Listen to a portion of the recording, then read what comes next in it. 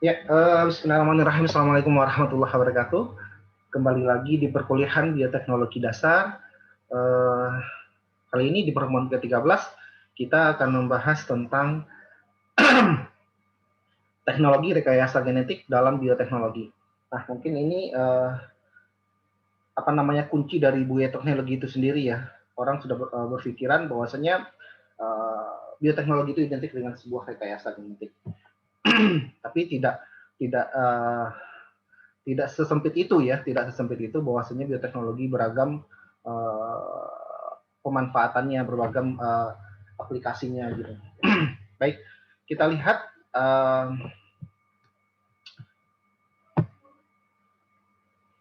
oke, kemudian bisa di share screen ya, full screennya, slideshow. Oke, nah, oke.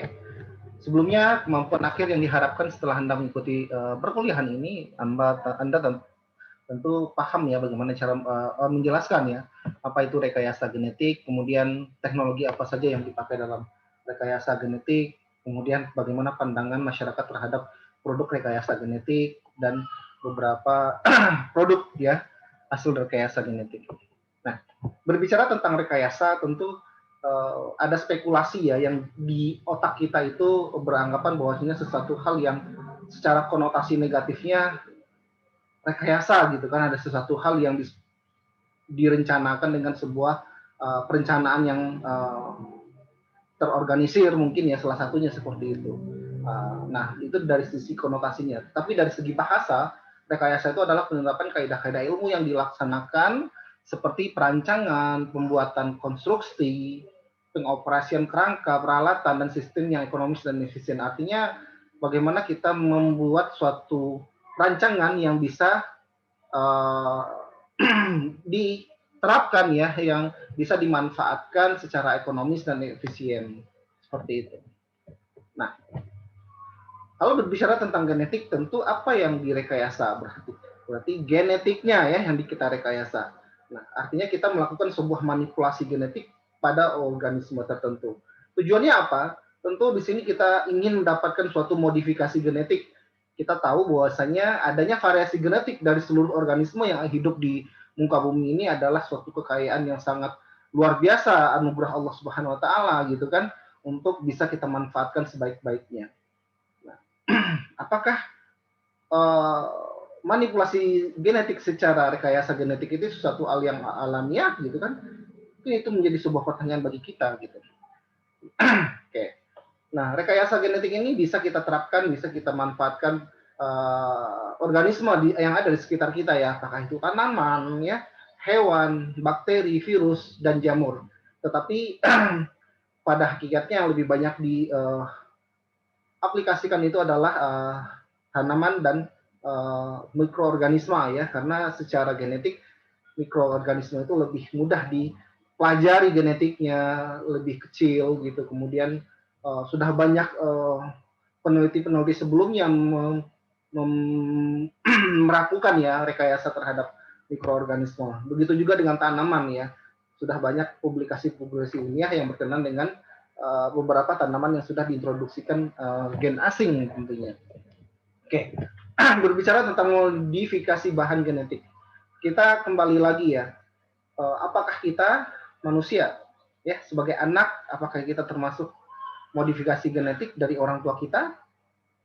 Ya, tentu iya ya kan, artinya terjadi percampuran ya kan, percampuran genetik antara orang tua dan orang tua perempuan 50% dan orang tua laki-laki 50% ya, sehingga menciptakan suatu rekombinasi terhadap genetik kita gitu. Nah, ini artinya reproduksi seksual itu salah satu bagaimana kita menciptakan sebuah modifikasi genetik. Kemudian ada proses persilangan genetik ya, macam-macam ya, orang melakukan persilangan genetik secara seksual gitu kan, ada cangkok, ada apa namanya apa namanya istilahnya itu di pertanian itu, kalau orang menyisipkan gitulah, menyambung ya, stek sambung gitu. Nah, itu salah satu bagaimana membuat sebuah persilangan terhadap genetik yang berbeda dari dua organisme yang katakanlah dia memiliki satu kedekatan kekerabatan, apakah itu satu famili atau satu genus gitu. Kalau satu genus mungkin lebih ini ya, lebih mudah gitu untuk proses breedingnya. Kemudian mutasi spontan. Nah, ini kita paham bahwasanya adanya proses mutasi ya, adaptasi lingkungan yang sangat luar biasa terhadap organisme-organisme sebelumnya, ya kan? Sehingga ini akan menjadi suatu variasi genetik ya yang menambah suatu keanekaragaman hayati. Kemudian mutasi secara fisik, mutasi secara kimia, artinya di sini fisik ini terjadi adanya paparan gitu, adanya pengaruh atau faktor dari luar seperti itu. Misalkan radiasi UV ataupun dia terkena cairan kimia tertentu yang membuat genetiknya itu bermutasi. Bagaimana dengan rekayasa genetik ya? Adanya suatu unsur kesengajaan yang dilakukan oleh seseorang untuk menciptakan sebuah modifikasi bahan genetik ya. Di sini dengan menggunakan teknologi DNA rekombinan. Artinya ini bukan secara alami gitu kan, tetapi ada unsur kesengajaan atau unsur buatan oleh manusia itu sendiri. Oke. Berbicara tentang teknologi DNA rekombinan.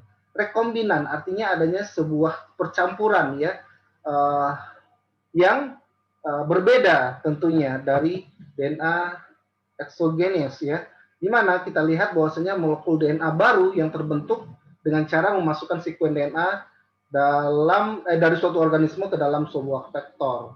Nah, vektor di sini berupa sebagai perantara ya atau pembawa DNA barrier of DNA ya ke dalam into cell gitu ke dalam sel. Kemudian teknologi ini sudah banyak dikembangkan ya oleh beberapa peneliti sebelumnya, bahkan produk-produk dari teknologi DNA rekombinan ini sudah dikomersilkan beberapa dari apalagi di negara-negara yang cukup maju ya untuk riset-riset tentang teknologi rekombinan. Oke, salah satu contohnya adalah cloning gen ya, bagaimana kita membuat suatu perbanyakan gen ya dengan unsur dan karakteristik yang sama tentunya dalam sel bakteri kah gitu, dalam sel yang lain atau yang lainnya dalam. Oke. Ini adalah sebuah ilustrasi yang kita bisa lihat. Kita bisa pastikan terlebih dahulu apa yang akan kita ingin sisipkan atau kita insersikan ke dalam sebuah vektor. Tentu Anda paham ya, gen apa yang Anda inginkan pada suatu organisme ini yang Anda ingin transformasikan atau introduksikan ke dalam sel yang lain atau yang Anda ingin produksi ke dalam sel yang lain gitu. Nah, kemudian inilah yang penting ya, bagaimana pemilihan gen of interest, kemudian vektornya apakah mampu menerima gen tersebut dengan ukuran kapasitas gen yang besar, gen yang kecil ya. Nah, ini akan kita pelajari nanti di rekayasa genetik ya.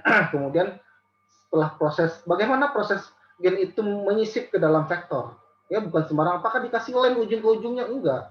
Kita melakukan pemotongan dengan sebuah enzimatis ya, kemudian kita melakukan penyambungan juga dengan proses enzimatis ya, sangat-sangat molekuler sekali, pekerjaannya sangat kecil. Kita tidak bisa melihat prosesnya itu secara kasat mata, tetapi kita cukup melakukan penambahan-penambahan itu di dalam suatu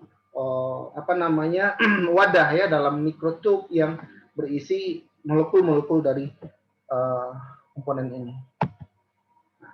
Oke, tadi kita bicara tentang teknologi DNA rekombinan, salah satunya adalah produknya cloning gen. Kemudian berkembang prosesnya ada produk dalam bentuk rekayasa genetik atau yang dikenal dengan GMO, Genetic Modified Organism. Nah, tentu di sini kita beranggapan bahwasanya produk ini adalah sesuatu hal yang sudah dimodifikasi genetiknya, sudah dirubah gitu dengan teknologi rekayasa.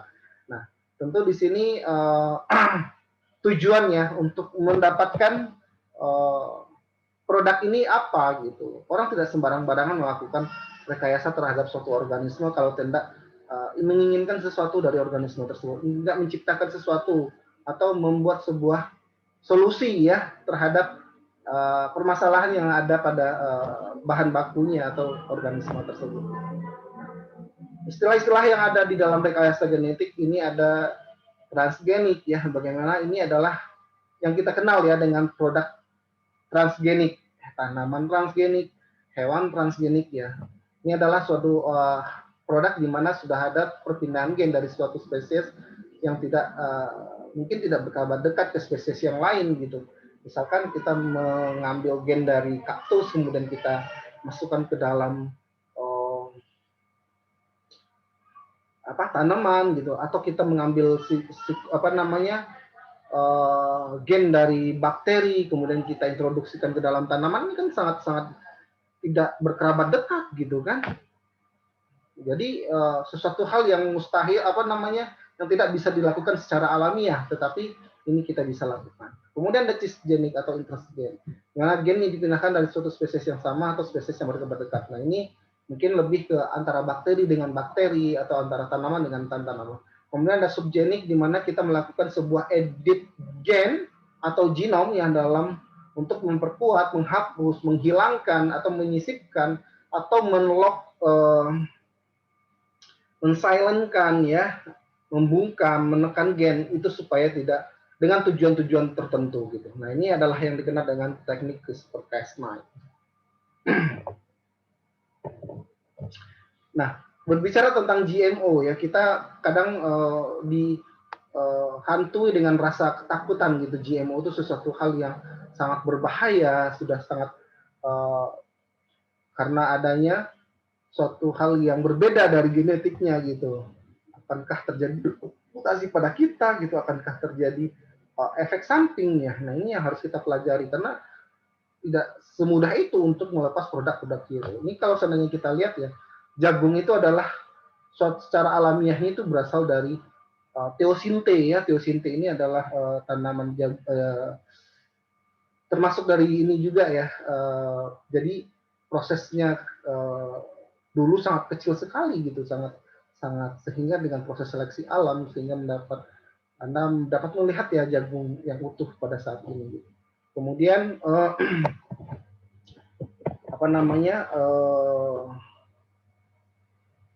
kita dapat lihat beberapa yang sudah dilakukan oleh para peneliti ya untuk rekayasa genetik terhadap organisme kah, terhadap hewan kah, tentu dengan maksud tertentu ya.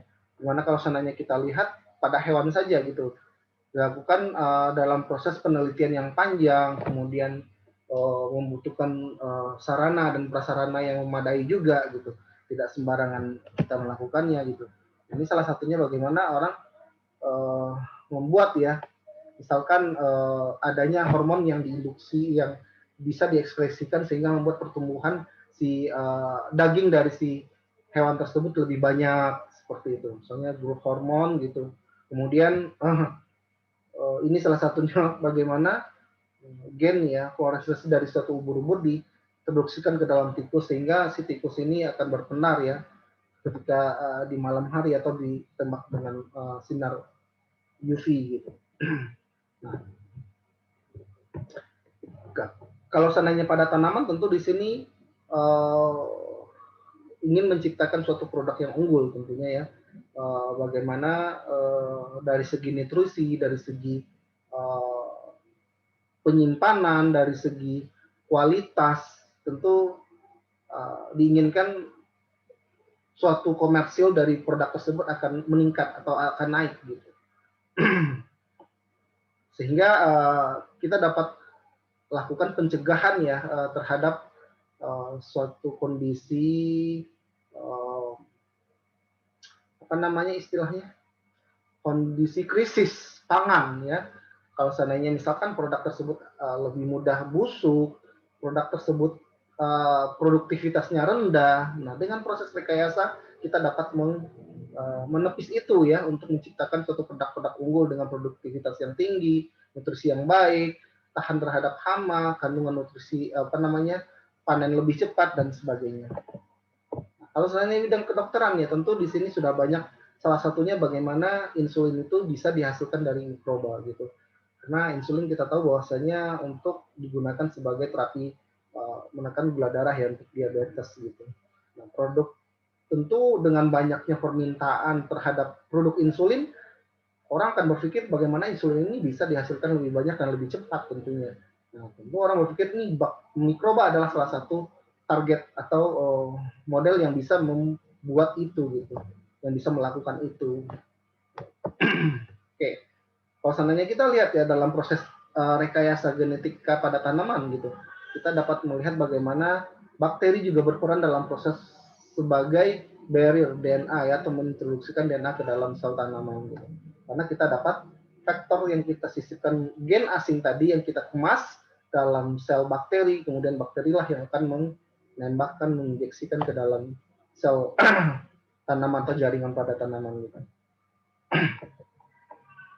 Oke, ini adalah proses teknologi DNA rekombinan yang kita lihat ya seperti sama halnya dengan yang tadi ya sudah dibahas tadi ya. Kita menyisipkan ke dalam vektor, kemudian vektornya kita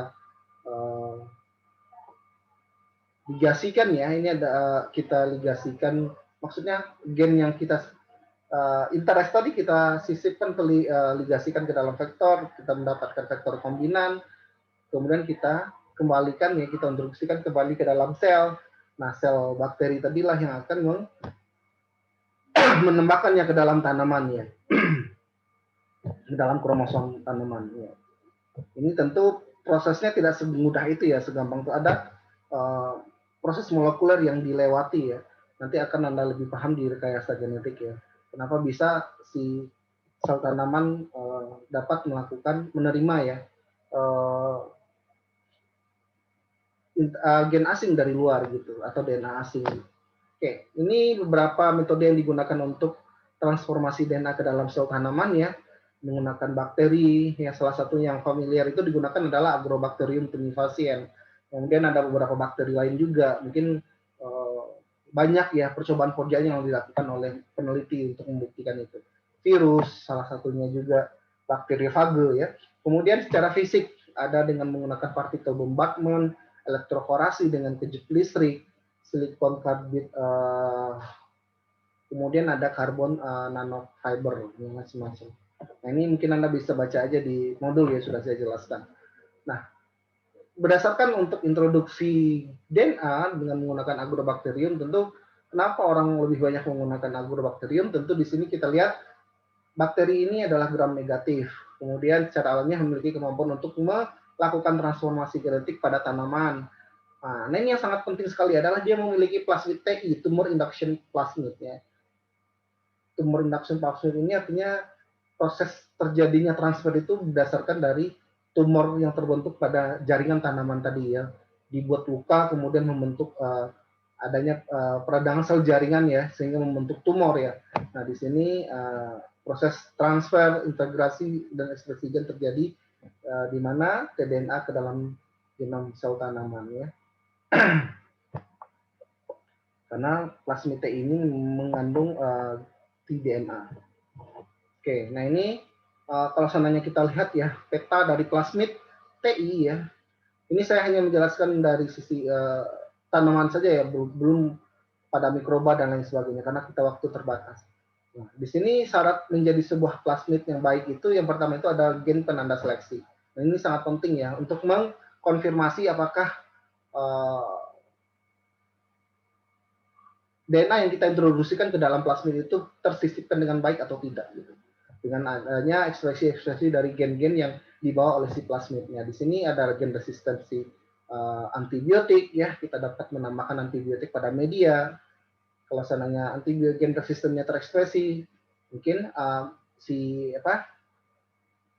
bakterinya akan survive ya terhadap media yang sudah dikasih antibiotik. Kemudian ada titik awal replicase ya, atau replicate bagaimana kita melakukan perbanyakan vektor tersebut di dalam sel. Nah, itu sama. Kemudian ada sequence rect bordernya ini kita paham, kita tahu bahwasanya sequence yang kita sequence itu tidak terbalik ya. Artinya dia arahnya benar. Kemudian ada multiple founding site, ini adalah salah satu daerah yang tempat di mana gen asing atau DNA itu menyisip ke dalam vektor. Yaitu kemudian ini. Nah, ini beberapa pengembangan untuk rekayasa genetika tanaman ya. Beberapa peneliti itu mengembangkan bagaimana tanaman itu toleran terhadap herbisida, toleran terhadap serangga, bagaimana nutrisinya bisa meningkat, tahan terhadap penyakit, toleran stres ya, karena kita tahu bahwasanya tanaman juga bisa stres gitu dengan lingkungan abiotik yang sangat biotik dan abiotiknya yang tidak mendukung sehingga dia stres gitu. Misalkan tanaman yang biasa hidup dengan kondisi yang uh, asam, tiba-tiba kita tanam di lingkungan yang basah atau lingkungan yang sedikit air gitu. Nah, tentu ini akan membuat dia stres. Bagaimana dia itu tahan terhadap cekaman-cekaman lingkungan tersebut. Daya simpannya lebih lama gitu. Digunakan sebagai obat, kemudian penggunaan uh, untuk industri ya. Bagaimana sih tanaman ini bisa lebih diperbanyak sehingga akan menjadi bahan baku industri yang efisien. Gitu. Nah, beberapa yang sudah dikembangkan itu salah satunya adalah bagaimana tanaman itu tahan terhadap insektisida. Nah, di sini kita menggunakan peneliti menggunakan BT toxin ya, Bacillus thuringiensis toxin atau gen cry ya, kristal toxin yang terdapat pada Bacillus thuringiensis. Nah, gen ini kita akan ambil dan kita sisipkan ke dalam tanaman. Kemudian cekaman kekeringan, ya kita tahu bahwasanya musim kemarau yang sangat panjang sehingga membutuhkan beberapa tanaman yang membutuhkan air. Nah ini bagaimana dia bisa survive dengan kondisi kemarau yang panjang. Kemudian penambahan kandungan nutrisi, misalkan Anda tahu bahwasanya ada beberapa tanaman yang kaya akan nutrisi seperti beta karoten yang ditambahkan pada padi, ya, golden rice dan lain sebagainya. Nah, kemudian ada salah satu bagaimana kita melakukan blokir suatu ekspresi gen ya, atau yang dikenal dengan gen silencing.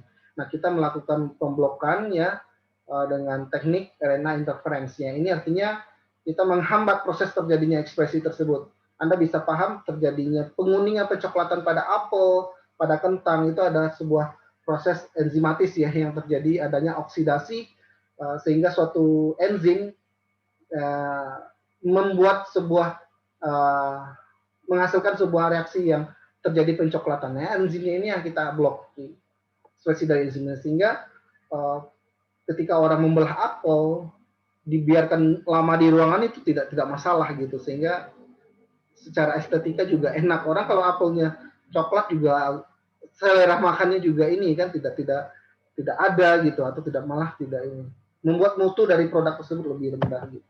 Kemudian nah ini salah satunya yang untuk BT toxin ya. Nah di sini kita paham ya bagaimana sih kerja dari sebuah gen atau protein tersebut yang spesifik terhadap targetnya. Nah, apakah aman gitu kalau misalnya si BT kita makan gitu, maksudnya jagung BT kita makan serangganya mati, nanti kita juga akan mati. Nah ini sangat salah pemahamannya ya. Gimana kita paham bahwasanya BT itu kletoxin itu hanya aktif pada kondisi yang basah. Lambung serangga itu basah, sedangkan kita lambungnya asam.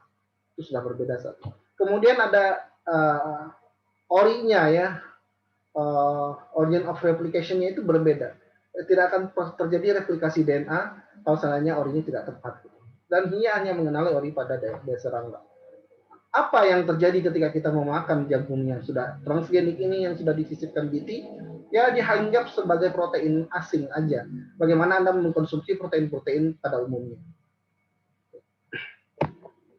Kemudian kedelai. Nah ini kita harus paham ya bahwasanya tempe yang kita makan sehari-hari itu berasal dari kedelai transgenik ya, dari luar.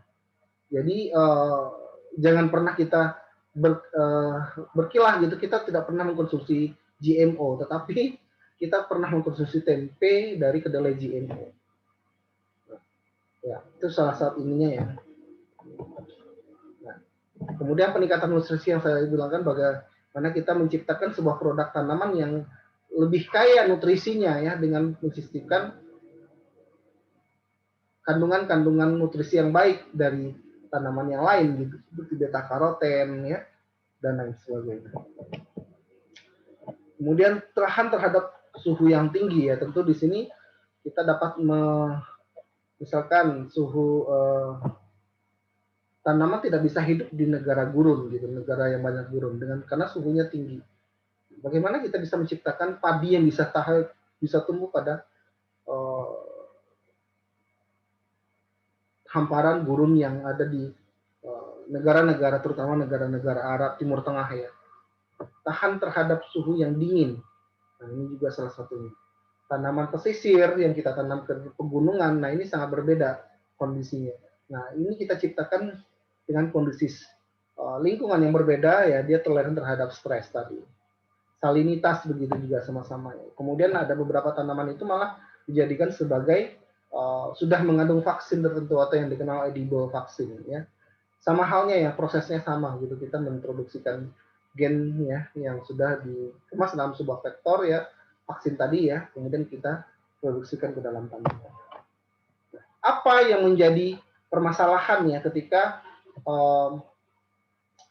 produk rekayasa genetik itu dikembangkan atau dikomersilkan? Tentu di sini tidak semua masyarakat itu bisa menerima ya. Ada pandangan-pandangan yang pro, ada pandangan yang kontra terhadap ini. Nah, tinggal bagaimana kita melakukan sebuah edukasi yang baik terhadap masyarakat, bahwasanya semua produk GMO itu sudah lulus uji keamanan pangannya ya, aman secara pakan, pangan, dan lingkungan. Jadi ya tidak menjadi sebuah permasalahan karena proses regulasi ini sangat panjang gitu. Tidak semerta-merta langsung diliris, tidak ada karantinanya, tidak ada proses uji lebih lanjutnya. Nah, ini sangat-sangat berbeda gitu. Dari segi aspek agama dan sosial, mungkin di sini kita beranggapan takutnya ya, karena kita tidak tahu sumber DNA yang digunakan, yang indikasinya atau secara orang Muslim babi itu haram gitu ya kan. Kita tahu oh ini DNA dari mana gitu. Kita menjadi suatu hal yang diragukan gitu. Nah, mungkin di sini kalau soal yang diragukan ya mungkin kita tinggalkan gitu. Kemudian penggunaan gen dari hewan yang menimbulkan kekhawatiran bagi vegetarian. Ini orang-orang yang, oh saya ini vegetarian gitu, tidak memakan hewan, tidak memakan nabati, hewani ya maaf. Nah ini spekulasinya ya. Kemudian adanya keyakinan tidak boleh mengkonsumsi produk hewan ya, salah satu agama Hindu ya, dia tidak boleh mengkonsumsi sapi. Nah ini kalau ada gen sapi yang dimasukkan ke dalam sayuran, nah ini juga, aduh, ternyata masih ada sapinya gitu, sapi. Oke, secara estetika dan etika ya, kita tahu bahwasanya E. coli itu adalah salah satu bakteri yang ditemukan pada feses ya, lebih banyak pada feses ya. Ini orang mungkin, wah E. coli dari mana nih diperolehnya gitu kan? Padahal dari semua lingkungan yang ada ini ada E. coli-nya gitu loh, tidak hanya dari feses saja gitu. Kemudian ada anggapan, nah ini yang spekulasi-spekulasi negatif yang ditimbulkan dari GMO ya. Kemudian dari aspek ekonomi ya, tentu di sini kalau seandainya produk GMO itu lebih unggul dari segi nilai komersil tentunya lebih tinggi ya. Ini akan mengancam proses persaingan terhadap produk komunitas lokal tentunya atau produk yang diolah secara konvensional. Secara aspek kesehatan, nah tentu di sini ya itu yang tadi yang saya bilang tadi, adanya indikasi toksisitas, adanya indikasi menimbulkan penyakit ya atau gangguan kesehatan lainnya. Nah, mungkin ada beberapa orang yang alergi terhadap protein tertentu ya, mungkin tidak semua bisa dipukul rata. Oh saya mau makan ini ada alergi, ada timbul bercak-bercak merah gitu. Nah karena memang ada alergi terhadap protein ini. Nah, ini yang perlu digarisbawahi ya. Jangan langsung menjudge atau menyimpulkan bahwa ini produk tidak aman. Gitu. Dari aspek lingkungan tentu di sini potensi erosi plasma nutfah ya, artinya tidak ada suatu keseimbangan ekosistem ya. Kita tidak orang beranggapan bahwasanya ini produk yang lebih baik itu yang ditanam sehingga akan meninggalkan produk-produk yang well type-nya atau yang sebelumnya yang asli alaminya gitu. Kemudian transgenik mengalami pergeseran gen ya, karena semula hanya mematikan Lepidoptera, kemudian dia mematikan organisme yang lain. Artinya di sini anggapannya adanya mutasi mungkin ya, lebih pada mutasi. Kemudian adanya pergeseran ekologi, di mana yang semulanya dia tahan terhadap asam dan kekeringan, sebelumnya dia tidak tahan terhadap asam dan kekeringan, pada kondisi lain dia sudah tahan ya, atau tekanan dari stres yang lain. Potensi barrier ya, sebagai superpatogenitas ya pada tanaman, dan potensi gangguan yang mudah diserang oleh penyakit. Oke, baik, cukup sekian untuk perkuliahan kita kali ini tentang rekayasa genetik menjadi suatu bagian dari bioteknologi yang pesat dikembangkan pada saat ini ya, terutama riset-riset yang sudah maju ya, bahkan sudah mengeluarkan produk GMO. Oke, silahkan dikerjakan tugasnya, kuisnya. Minggu depan pertemuan terakhir ya 14, tentu di sini Anda persiapkan UAS ya. Oke, dan kumpulkan tugas tentunya ya. Oke, selamat siang dari saya, mohon maaf atas segala kekurangan. Assalamualaikum warahmatullahi wabarakatuh.